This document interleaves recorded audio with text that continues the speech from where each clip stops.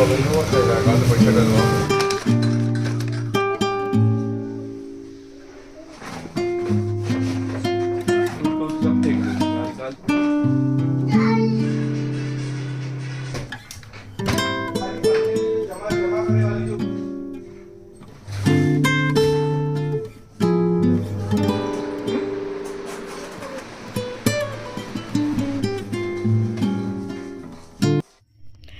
Everyone, welcome back to my another blog. I hope आप सब लोग बहुत अच्छे होंगे, मस्त होंगे। और गुड मॉर्निंग गाइस। मॉर्निंग का टाइम है, सुबह सुबह का। और मुझे उठे तो काफ़ी देर हो गया था और फ्रेशनअप वगैरह हुई, थोड़ा सा मुँह धुला और मुझे थायराइड की मेडिसिन लेनी होती है, वो सब लेके फिर मैं डायरेक्ट आ गई हूँ किचन में। आप मेरे फेस को देख सकते हैं, बिल्कुल बलून टाइप का फेस हुआ है, क्योंकि सुबह सुबह उठ के बस ऐसे ही नॉर्मल पानी से फेस को वॉश करके मैं आ जाती हूँ किचन में, क्योंकि मुझे सुबह सुबह कोई भी स्किन केयर करना पसंद नहीं। बस नॉर्मल पानी से फेस को वॉश करके ऐसे ही रहना पसंद है। और जब नहाती हूँ तो ही फेस वॉश करती हूँ, अदरवाइज़ सुबह ऐसे ही रहता है। तो सुबह नाश्ता बनाना था मुझे, तो कल रात मैंने आलू बॉईल किया था, तो आलू रखे थे फ्रिज में।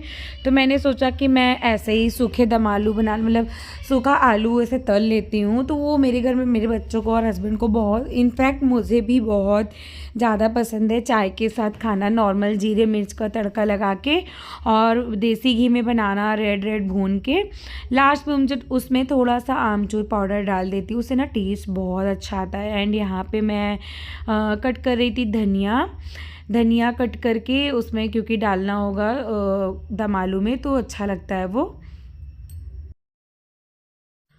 फिर फटाफट से मैंने अपना नाश्ता रेडी किया, आलू भी बन गए थे। और मैंने ना बहुत कम घी में बनाया, अगर थोड़ा सा घी और डाल दो ना तो आलू एकदम रेड रेड बनते हैं, बहुत टेस्टी लगता है। लास्ट में सिर्फ मसालों में सिर्फ और सिर्फ आमचूर डाला, आमचूर से थोड़ा खट्टापन आता है। अगर आप आमचूर नहीं डालना चाहते हैं तो इसमें थोड़ा सा आप नींबू निचोड़ सकते हैं, वो भी बहुत टेस्टी लगता है। आप चाहो तो थोड़ा सा ऊपर से दम आलू का मसाला डाल के मिक्स कर सकते हैं, वो ड्राई वाले दम आलू मसाले दम आलू बन जाएगा, बहुत टेस्टी लगता है। इधर चाय भी चढ़ा दिया था। एंड ये मेरे पास एक नमकीन मैंने मंगाई है, बेक्ड है, ये नॉट फ्राइड, मतलब फ्राइड नहीं है। डाइट में थोड़ा सा खा सकते हैं, ज़्यादा नहीं, पता नहीं अब बेक्ड है या फ्राइड है मुझे नहीं पता, लेकिन टेस्टी बहुत है। तो मैंने थोड़ा सा डाल लिया आलू में, फिर बैठ के हम लोगों ने अपना नाश्ता एंजॉय किया और नाश्ता वास्ता करके थोड़ी देर बातचीत किया। फिर उसके बाद ना आज बहुत ही इम्पोर्टेंट काम करना है, विंटर के जो कपड़े हैं उसे रखना है। इनफैक्ट मैं अपने अलमीरा को खाली करना चाहती हूँ, बिकॉज़ मैं अपनी अलमीरा को ऐसे मतलब भरा भरा देख के ना मुझे इतना गुस्सा आ रहा है ना, बिल्कुुल अच्छा ही नहीं लगता। ठंड में सिर्फ ना मुझे यही बहुत गंदा लगता है। विंटर के इतने सारे कपड़े होते हैं ना, स्पेस विंटर के मोटे मोटे कपड़ों से इतना अलमीरा भर जाता है ना, बिल्कुल मुझे अच्छा नहीं लगता। और मैं आज सेट करूँगी अपनी अलमीरा। तो मैंने हस्बैंड से ऊपर से अपना बैग उतरा लिया, जिसमें मैं अपने सारे विंटर के कलेक्शन मतलब कपड़ों को रखती हूँ स्टोर करके। 1 साल बाद ही निकलता है तो अच्छे से रख दूँगी। उसमें चाहो तो गोलियाँ वगैरह डाल दो, नहीं तो ऐसे ही। और सारे कपड़े धुल गए, एक एक करके रखे हैं, तो मैं आज रखूँगी वही। तो यहाँ पे हस्बैंड ने उतार दिया, मैं अपने सारे कपड़े बाहर निकाल रही हूँ। आप अलमीरा की हालत देख सकते हैं, सारे सूट मैंने ऊपर ऐसे रख दिए हैं, पीछे वाले तो दिखते ही नहीं कौन सा सूट कहाँ है। तो मैं सारा सेट करूँगी, ऑर्गेनाइज़ करूँगी अपने तीनों अलमीरा को। साड़ी वाला तो सेक्शन ठीक है, क्योंकि मैं उसमें आलतू फालतू कपड़ा बिल्कुल नहीं रखती, सिर्फ उसमें मेरी साड़ियाँ होती हैं। और बीच वाले अलमीरा में मेरे जीन्स टॉप, ये इसका कलेक्शन होता है, स्कर्ट्स वगैरह मिडी वगैरह का। और लास्ट वाले में होते हैं मेरे सारे इंडियन वेयर, जैसे कि सूट्स वगैरह, तो वो सब रखे होते हैं, तो वो सब मैं ठीक करूँगी। तो यहाँ पे मैंने निकाली अपने बैग, अब इसमें सारे मैं कलेक्ट करना स्टार्ट कर दी हूँ और सब तय करके फ़ोल्ड करके रखती जाऊँगी। और इधर हस्बैंड ना 2-3 बैग ऐसे एक्स्ट्रा उतार लिया था, तो मैं बोल रही थी कि देखो इसमें क्या रखे हैं। तो इसमें बाबू के एकदम छोटे से जब हुआ था ना, तब उसी के कपड़े रखे हैं। जब वो 1 मंथ का था तो उससे सारे कलेक्ट करके मैंने रखे हैं, बहुत काम आता है, कभी किसी को बेबी होता है तो वो मांग लेते हैं, तो ऐसे रखे रहते। वैसे भी कहते हैं न्यू बॉर्न बेबी के कपड़े किसी को देना नहीं चाहिए, जो एकदम मतलब जो 10 दिन अंदर पहने रहते हैं, छठी तक तो मेरे यहाँ ज़्यादा माना जाता है, तो वो हम लोग कलेक्ट करके रखते हैं। तो मैं इसमें छोटे छोटे बॉक्स में स्टोर करके रखी हूँ ऐसे। जब ये बड़े हो जाएंगे ना तो एक मेमोरी होगी इनको दिखाने के लिए भी, इनकी वाइफ को दिखाने के लिए, देखो तुम्हारे हस्बैंड के छोटे छोटे कपड़े। इसलिए मैं सारे कलेक्ट करके रखी हूँ। इनफैक्ट मैं तो छोटे छोटे इन लोग के शूज़ वगैरह भी कलेक्ट करके रखी हूँ। तो यहाँ पे बाबू भी देखिए कैसे लगा, अभी सो के उठा ही है, बस लग जाता है। इसको ना कुछ काम चाहिए होता है करने को, ये खाली बैठ ही नहीं सकता। ये ना जब सो के भी उठता है ना तो कमरे से खाली जाता ही नहीं, कुछ ना कुछ हाथों में लेके ही बाहर निकलता है। और मेरे पापा इसी को देख के बोलते हैं कि बहुत मेहनती है, ये खाली हाथ कभी भी बाहर नहीं आता। और सच में ये खाली हाथ, अब इसको कभी बाहर कुछ नहीं मिलता तो ये अपने दूध की बोतल ही बाहर लेके आएगा, या दूध का जो जार होता है वही बाहर लेके चला आएगा, ऐसे करके।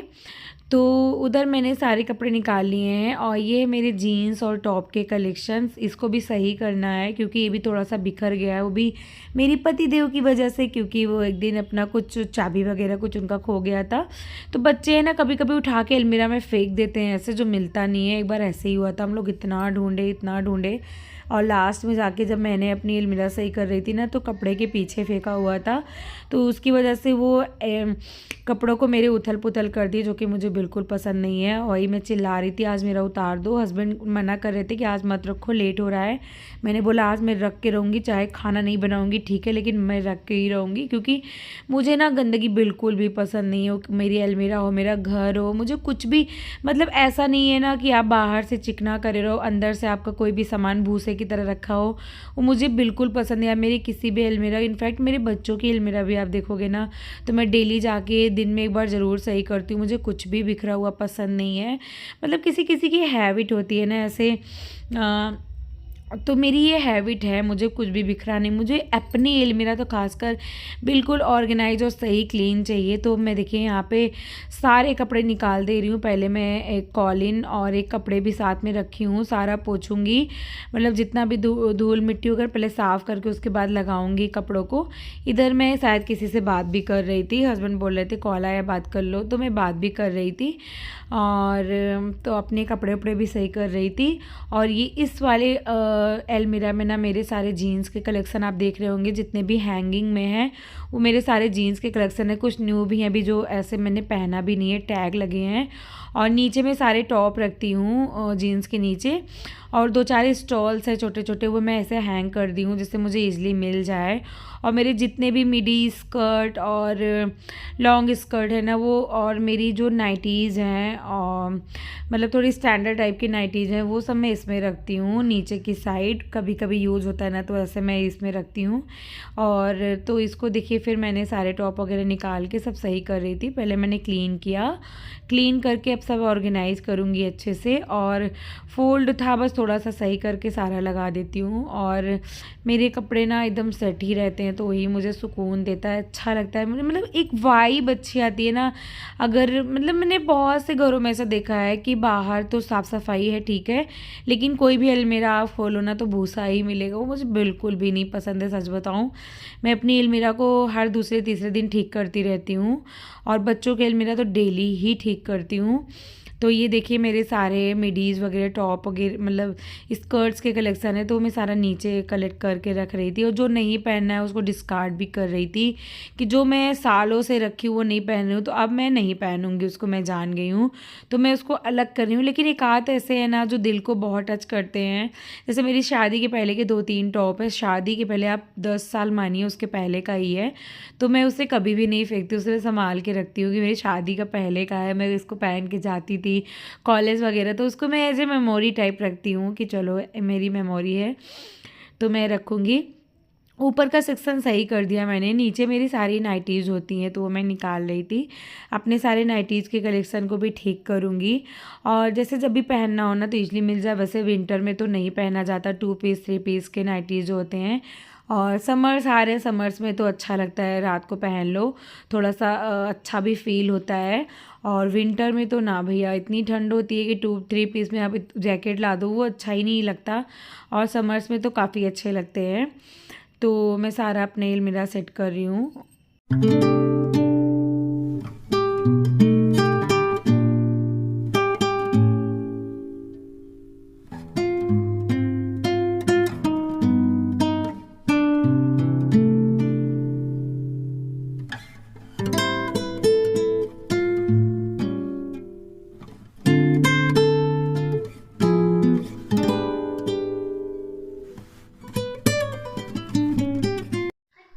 बीच वाली अलमीरा को सेट करके मैं आ गई थी लास्ट वाले की तरफ। तो आप ऊपर देख सकती हैं सारे मेरे सूट हैं, सब सूट है। सूट मैंने ऐसे रखा हुआ है ना 3-4 लेयर में कि मुझे पीछे वाले तो दिखते ही नहीं कौन से मेरे पास क्या है। और जो हैवी सूट है ना वो मैं दूसरे अलमीरा में रखी हूँ पैक करके। वो रेयरली पहनना होता है ना तो उसको इसमें नहीं रखी हूँ, मैं अलग से रखी हूँ। तो इधर देखिए हस्बैंड जी जा रहे थे और कैमरा मेरा पूरा उथल पुथल हो गया, मुझे पता भी नहीं चला, हिल गया और थोड़ा सा कॉर्नर में चला गया। कोई नहीं। तो यहाँ पे मैं अपनी लेगिंग्स वगैरह साइड में रखती हूँ और लेगिंग्स वगैरह एक साइड रख देती हूँ जिससे मुझे जल्दी से मिल जाए। और मैं सारे को जो आगे आगे सूट के कलेक्शन है वो मैं नीचे की तरफ रखूँगी, जिससे मेरे एक लाइन का होगा ना तो मुझे ईज़िली मिल जाएगा। नहीं तो मैं ऐसे में ना मेरा दिमाग पूरा ख़राब होता है कि मेरे पास कपड़े ही नहीं, कपड़े ही नहीं। बड़ी प्रॉब्लम होती है गर्ल्स की, भैया कपड़े ही नहीं, कपड़े नहीं है, नहीं करते करते पूरी अलमीरा भर जाती है। सच बताओ मेरे घर में आप ये तीनों अलमीरा देख रहे हैं ना, इसमें सिर्फ और सिर्फ मेरे कपड़े हैं और एक बेड पूरा भरा हुआ है लहंगे गाउन से। और एक और अलमीरा है जिसमें मेरे सूट और कुछ साड़ी, हैवी हैवी साड़ियाँ रखी हैं। पूरे घर में यूजली आप देखेंगे ना तो बहुत सारे कपड़े ऐसे होते। अब मेरी ही नहीं है, अब मुझे लगता है हर एक लड़की, हर एक वुमन की प्रॉब्लम है घर में। जब सबसे ज़्यादा कपड़े ना वुमेंस की होती, गर्ल्स की होती है। और बॉयज़ के आप देखेंगे तो एक अलमीरा में उनके सारे कपड़े सेट होते हैं। बच्चों को देखेंगे एक अलमीरा में 2-2 बच्चों के कपड़े सेट हो जाते हैं। लेकिन लड़कियों के कपड़े एक अलमीरा में कोई कह दे रखने को ना, वो पॉसिबल नहीं है। अगर रखेगी भी तो पूरा भर के ऐसे रखाएगा कि आपको मिलेगा भी नहीं। तो यहाँ पे स्टोरेज थोड़ा अच्छा है। तो मैं अपना जो सामान है, बेडरूम में सिर्फ और सिर्फ मेरे कपड़े हैं और पीछे वाला रूम जो है वहाँ पे हस्बैंड के कपड़े हैं, बच्चों के रूम में बच्चों के कपड़े हैं। तो अभी एक न्यू अलमीरा बनाया, इसके पहले वाले ब्लॉग में देखा होगा आपने, उसमें मैंने सारे अपने लहंगे गाउन सेट करे हैं, पूरे कपड़े वगैरह। तो ये रहा मेरा फाइनल लुक पूरी अलमीरा सेट होने के बाद। तो आप लोग बताइएगा कैसा लगा।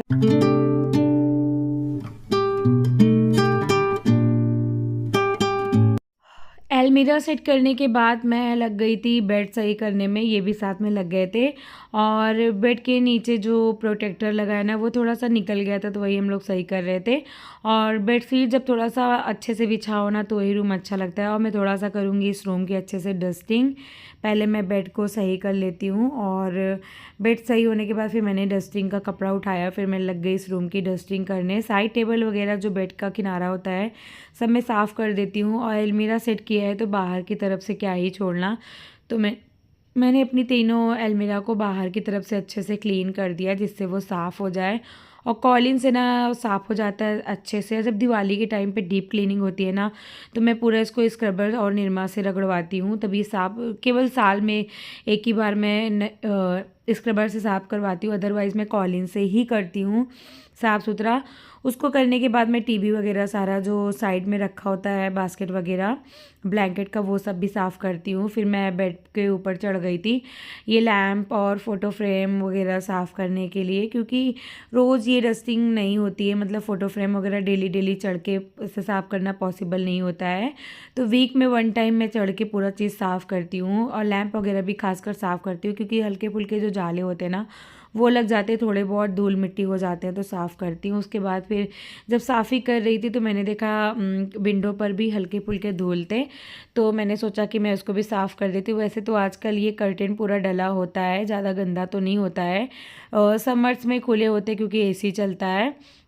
फिर मैंने पूरी खिड़कियों को अच्छे से साफ़ किया, देन मैं आ गई थी इधर। अभी इसको मैंने 2 दिन पहले ही साफ़ किया था, लेकिन आज पूरे रूम के ऐसे कपड़े उपड़े रखो ना तो जैसे कपड़ों का जो डस्ट होता है धूल मिट्टी का वो उड़ता है, तो इस पर भी थोड़ा बहुत दिख रहा था मुझे। तो इस पर जो सामान वगैरह रखा था वो मैंने फेंक दिया, जो यूज़ में आएगा रखूँगी, अदरवाइज़ सारे फेंक दूँगी। सब मैंने नीचे गिरा दिया है। अब मैं नीचे देखूँगी जो सही होगा रखूँगी, नहीं तो सारे फेंक दूँगी। कोई मतलब नहीं होता कूड़ा कलेक्ट करने से। तो घर में आप जब भी साफ़ सफाई करो, ऑर्गेनाइज़ करो, क्लीन करो तो चीज़ों को ज़रूर फेंके जो आपको यूज़ में नहीं है। यूज़लेस चीज़ें ज़रूर फेंकना, डिस्कार्ड करना चाहिए। तो बस मैं वही कर रही थी, जो मुझे नहीं चाहिए वो मैं फेंक दूँगी। कुछ कपड़े हैं जो मुझे नहीं चाहिए वो मैंने निकाल दिया। उसके बाद मैं लगाऊंगी इस रूम में झाड़ू। वैसे दीदी झाड़ू पोछा कर, जो हम लोग का रोज़ का है, दीदी झाड़ू पोछा करके जाती हैं, लेकिन दोबारा ज़रूर लगाना पड़ता है क्योंकि बेड झाड़ो, बेड से थोड़ी बहुत चीज़ें गिरती हैं। बच्चे खाते पीते, बच्चे एक जगह पे बैठ के तो खाते नहीं हैं, कभी इस रूम में कभी उस रूम में, अगर थोड़ा सा भी गिरा देते हैं तो पूरा झाड़ू मारना पड़ता है। और डेली का उनके जाने के बाद हम लोग ऐसे झाड़ू पोछा फिर से करते हैं। जिस रूम में नीड होती है ना उस रूम में करते हैं, ऐसे सब जगह की नहीं करते हैं। बस मंदिर के सामने का और किचन का एरिया जो वो डेली करना होता है, अदरवाइज़ कहीं कहीं का करते हैं। तो ये देखिए कूड़ा आप देख सके इतना ज़्यादा कलेक्ट हो गया था। साथ ही साथ में पूरा जो मुझे वॉल वगैरह जाले वगैरह दिख रहे थे ना वो निकालती जा रही थी, पोंछती जा रही थी मैं पूरा।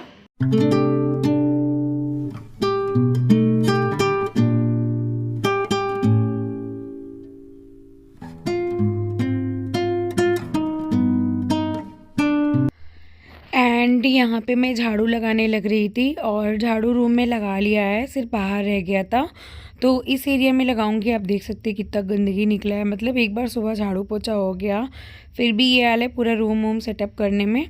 उसके बाद फिर ये फ्लावर जो लगा हुआ है आर्टिफिशियल है ये, और इसको ना बीच बीच में साफ़ करना होता है क्योंकि लीव्स वगैरह में ना ऐसे धूल धूल सा हो जाता है।